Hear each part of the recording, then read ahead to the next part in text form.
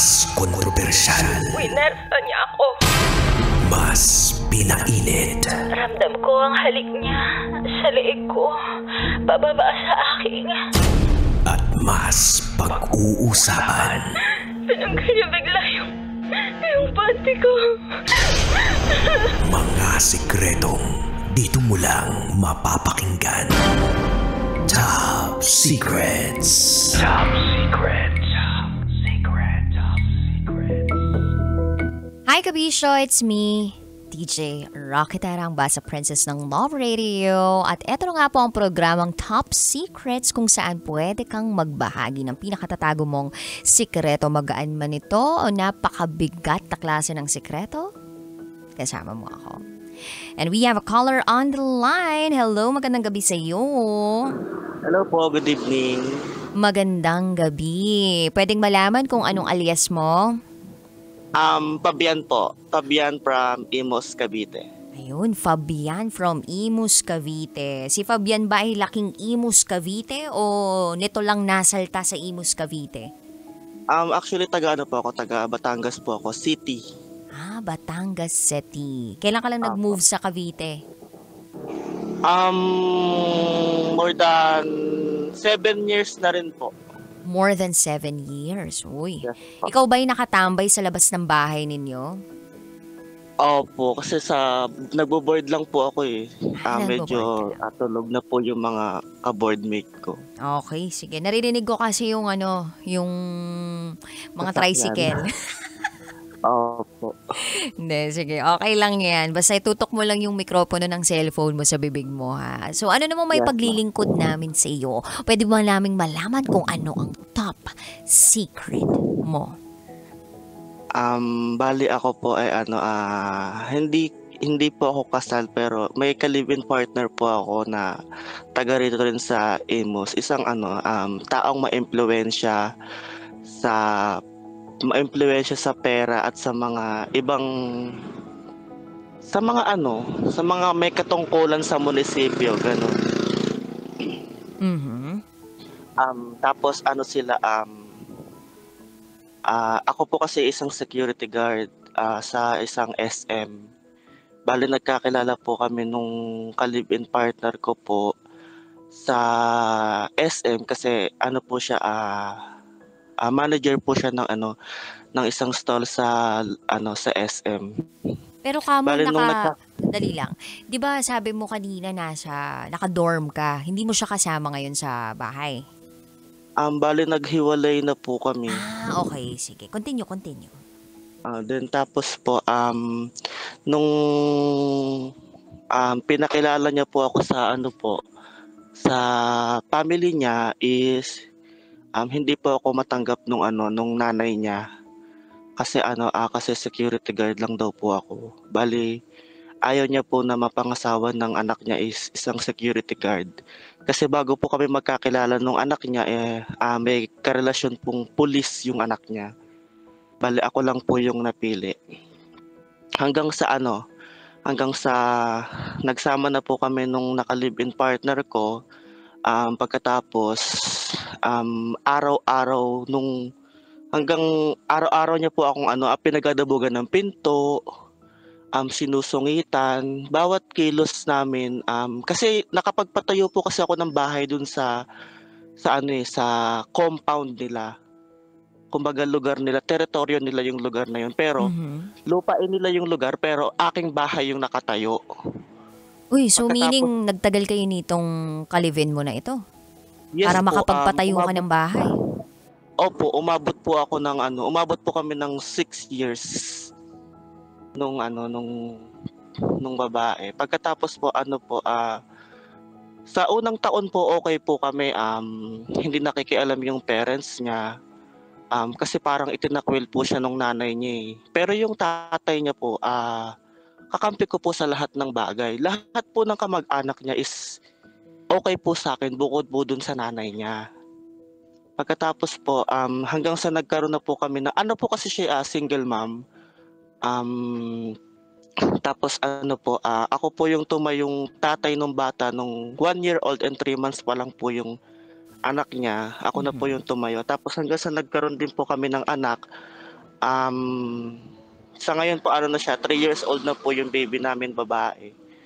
Hindi pa rin po nagbago yung tingin sa akin nung nanay niya. Kumbaga parang ano pa rin po ako, maliit pa rin po ako ng tao sa kanya na kayang-kaya niyang tapakan kasi nga sila, may kaya, ako, lang ako, di hamak na security guard nga lang daw. Hanggang sa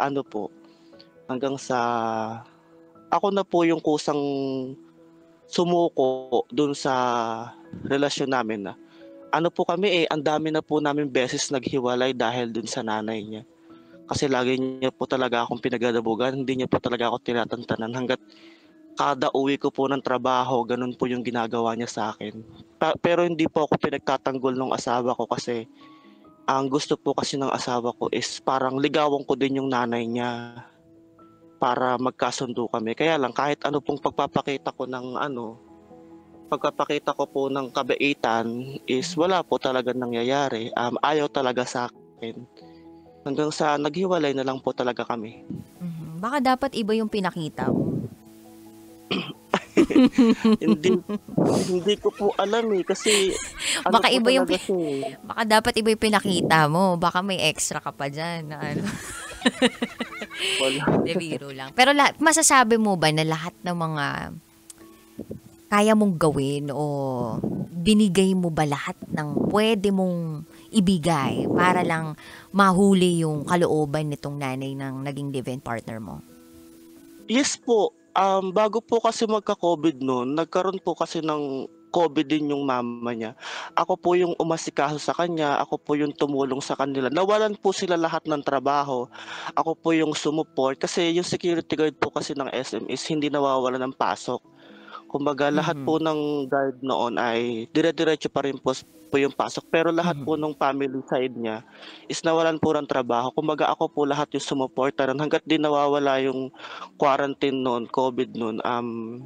Hindi po sila nagkaroon ng trabaho.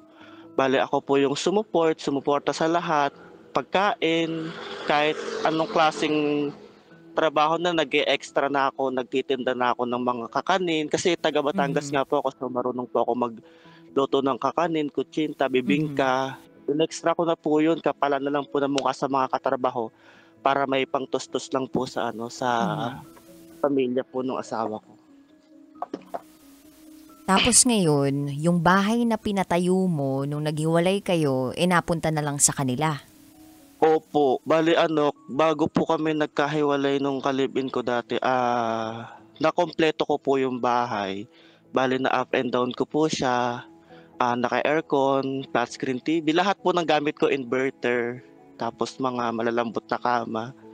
As in talagang Baka pinatapos muna yung pagkakagawa ng bahay mo bago ko talagang sinobrahan yung pagkakamaldita nung biyanan tsaka siguro nga po kasi nangyari po kasi bago po kasi ako umalis doon, pinagtulong-tulungan po nila ako eh. Paano mo nasabing pinagtulong-tulungan ka? Anong mga sinabi sa'yo? Anong ginawa sa'yo? Nung time po kasi galing din po ako ng trabaho, panggabi po ako. Ang pasok ko po kasi is 24 hours every other day. Bali nung pag-uwi ko po noon, pag-uuwi ko po kasi ng bahay, yung asawa ko po kasi siya yung sa bagay kasi lumaking may kaya, hindi siya marunong magluto, hindi siya marunong mag-asikaso. Bali ako po yung nagluluto pa rin ng mga pagkain ko. Then umuwi po ako ng mga late, mga 10 a.m. kasi yung kapalitan ko po late na po dumating. Then pagdating ko po ng bahay, mga tulog pa rin sila. Lahat sila tulog, tas wala akong pagkain. Then sabi ko, ginising ko yung kalibin ko. Sabi ko, bakit kahit kanin wala kang niluto? Sabi niya, tulog pa kami, paano mangyayari? Sabi niya gano'n. Tapos bumangon yung tatay niya. Sabi niya, ano ba naman yan? Bakit ang aga-aga pa, nagbubunga nga kayo? Tapos dumating yung mother niya. Sabi niya, kung ayaw mo ng ganyan na mapapangasawa mo, lumayas ka dito. Tapos ayun na, parang pinagtulong-tulungan na nila ako lahat at sinabi nila sa akin na lumayas na ako doon kahit sarili ko pong bahay yung tinutungtungan ko. Tapos tinapon nila yung mga damit ko sa labas. Parang parang pinalayas talaga ako ng ng ng ibang tao. Parang hindi naman minahal, parang hindi ka naman minahal nitong mga taong 'to? Opo, yun po yung sabi sa akin ng mga nasa paligid namin na kamag-anak nila na para daw po akong walang naitulong sa kanila. Kasi simula po kasi nung, lumiit po yung napunta po kasi ako ng Cavite rate dito sa Imus. Dati po kasi, Manila rate po ako pero Cavite pa rin po yung trabaho ko. Simula po nung lumiit po yung sahod ko, gano'n po yung nangyari sa kanila. Kumbaga parang pinakikinabangan lang nila. Mabait lang sila 'pag pinakikinabangan nila ako. Nung hindi nila ako pinapapakinabangan na, sumama na yung ugali talaga nila sa akin sobra. Mhm. Pero sabi mo may kaya sila, bakit kinailangan mo pang magtayo ng bahay para sa kanila? Kung may sarili naman Opo, silang bahay. may sarili po silang bahay pero wala pong walang gamit, walang TV, walang aircon, pero maayos po yung bahay nila, maganda. Kanila yung lupa Kumbaga mismo. Yes po, maimpluwensya po kasi yung family niya. Nasa politiko ba 'to? Yung mga yung mga side po talaga nasa politiko, mayor, general Nasa sa politika. sa Bacoor. Hmm. Nagbanggit ka pa ng lugar Pero yun nga, hindi mo din masabi na talagang mayamang-mayaman. Siguro kahit papaano nakapag-invest lang ng lupa pero walang bahay na may gamit, di ba? Hindi naman talaga mayamang-mayaman. Kumbaga umasa na talaga sa iyo. Kasi kung mayaman yan, bakit inasa sa'yo halos lahat, di ba? Bakit nung nagkawalan ng trabaho, biglang nasa iyo na lahat ng responsibilidad? Di ba, ang mga mayayaman, tunay na mayaman. Pag sinabi nating, okay, nagkaroon ng ganito, maraming properties na pwedeng ibenta yan. Kompleto yan halos ng gamit, di ba? Hindi masyadong hihingi ng tulong sa iba yan. Ganon. Yung properties po kasi nila parang natenga po yung kasi nga po nagka-COVID, natenga po yung pagbili ng mga properties nung ibinenta po nila yung lupa nila sa sa ibang lugar. Siguro parang naisip mo lang din na mayaman sila. Siguro kasi ito yung pinadama sa'yo eh. Di ba may ganun tayo yun? Kapag yung tao ipinadama sa atin na parang nakakaangat sila, feeling natin, uy, mayaman to. Pero reality bites na hindi talaga sila mayaman. Yun lang yung pinoproject nila. Pero yung reality of them, hindi naman talaga. Gusto ka lang talaga nilang, alam mo yon, manipulahin na ito lang yung kaya mo sigurong ibigay, hindi ka sapat para sa kamag-anak namin o sa pamilya namin, kaya dapat magpursige ka pa na magpursige. To the point na, ayan na, ikaw, produce ka naman ng produce ng pera, hindi na para lang sa sarili mo, kundi para sa mga taong to. Because may pinoprove ka. Gusto mong i-prove sa kanila na kaya ko din. 'Di ba? Na meron akong pangarap, na responsable akong tao, na mabuti ako. Pero sa sobrang pagpo-prove mo nun, where did it lead you? Nakapagpatayo ka ng bahay doon sa lupa na hindi naman nakapangalang sa iyo. Opo. Kumbaga sa batas, kapag hindi nakatitulo sa iyo yung lupa, wala. Unless merong manipulation, I think pwede kang kumonsulta sa mga lawyer sa ganyan eh. Tapos, yung mga appliances na nabili mo, siguro kung meron ka pa natatagong resibo doon, pwede mo namang kuhain eh. Pero yung asawa, quote-unquote asawa, yung ka-live-in mo, nung nakaraan, wala man lang sinabi sa'yo, hindi man lang nagpahila pabalik sa iyo. I mean, hindi man lang nagsabi na, hayaan mo na si mama, blah, blah, blah, blah, blah, blah. Wala po, bali nagkakalabuan na rin po kasi kami noon eh. Simula po nung nagkaroon po kami ng sariling anak po kasi, yung kami dalawa talaga, nagkaroon na kami ng problema sa relasyon namin. Nagkaroon po kasi ako ng third party. Kailan to? Bago po kami magkakilala nitong kalibin ko, meron na po talaga akong ang karelasyon na bisexual. So meron kang karelasyon na bisexual? Opo, meron po. Alam Kumbaga, ito ng partner mo? Nalaman niya po nung nahuli niya po ako nung pumunta po yung bisexual sa boarding house ko kasi siya po yung yung karelasyon ko po dati yung nagbabayad po ng boarding house ko. Siya po yung bumibili ng pagkain ko sa lahat, mga gamit ko dun sa boarding house ko dati. So, ito yung bago pa kayo mag-move in together nung ex mo na to? Yes po. So, nagbo-boarding house ka before mo siya makilala, tama? Apo. Tapos, etong bisexual, naging karelasyon mo siya ng legal o ng opisyal? Hindi po kasi ako open sa family ko eh. Kumbaga Okay. nung nagtrabaho lang po ako dito sa Bacoor, sa Molino, saka ko lang din po siya nakilala. Saka mo lang Sa siya mga nakilala sa mga dating apps po. sa dating app. Opo. Okay. Tapos, kahit na meron kang on the side na si bisexual, anyari dito kay ginawa mo itong nakachat mo sa social media? Yes po. Eto na siya. Opo, hanggang ngayon po. Hindi naman po kami naghiwalay kahit nagkaroon pa ako ng kalibing partner at anak. Bali, continuous pa rin po yung message namin sa isa't isa. Nagkikita kayo kahit na tago, may live-in partner ka? yes po. Bali, Eh di every ginawa Sunday mo po palang pag- pang prontong live-in partner mo. bali, po, parang hindi, hindi ko po kasi alam eh. Basta ang alam ko po noon, parang ako na rin yung nagkaroon ng problema nung halos, kasi buong life na magkarelasyon kami 6 years, tuloy pa rin kami ni bisexual sa relasyon namin. Eh bakit nag-live-in partner ka pa ng babae kung meron ka palang karelasyon na bisexual? Bali, ang gusto ko po kasi magkaroon po ng ng pamilya talaga, anak, asawa.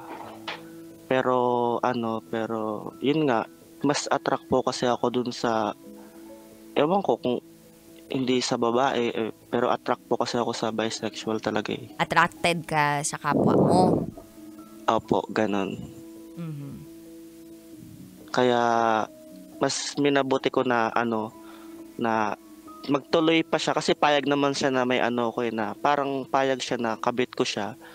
Tapos Sino yung tuloy pa payag? rin yung bisexual po. Okay. Pero yung naka-live-in mo, payag din ba siya na may bisexual ka? Nung nalaman niya po yun kasi na may na karelasyon akong bisexual, alam niya po itinigil ko na. Bali, dalawa po yung phone ko noon, may gamit po akong keypad. Doon po kami nagko-contact sa keypad. Bukod po yung cellphone ko para sa kanila.